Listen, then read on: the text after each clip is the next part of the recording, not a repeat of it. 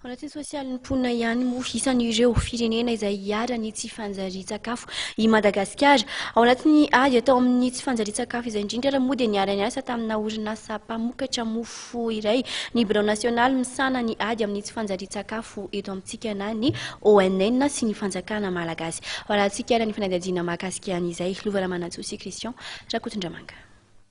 Mahatratra fitopolo sy valonjato tapitrisa ireo olona iharan'ny tsy fanjariana ara-tsakafo amin'izao fotoana izao. Anisan'izany ny malagasy.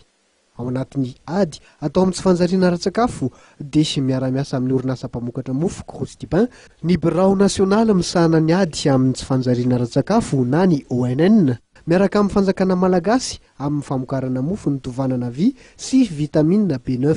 Itetika asa ity zany dia mampisongadina fa ny ady amin'ny fanjarian-tsakafo dia fiara-miasa ny ONN, ministera maro isan-karazany ary sehatra tsy miankina. Hitanareo eto izao fa Crous-Tipin, société privée fanometanana tamina namoaka ity tetikasa momba ny mofo tovonan-tsoa na atao hoe fortifié. Tanjona ny anaparianareo mofo ny tovanana otrikaina mahasalama mba ahazoan'ny akabeazan'ny malagasy tombotsoa maro samihafa. Nanantona anay ny office national de la nutrition ny ONN zany ka mamelabelatra taminay ny tetikasany amin'ny ady amin'ny tsy fanjarian-tsakafo izay menjady amin'ny mpiara-monina eto amintsika indrindra fa amin'ny ankizy sy ny reny.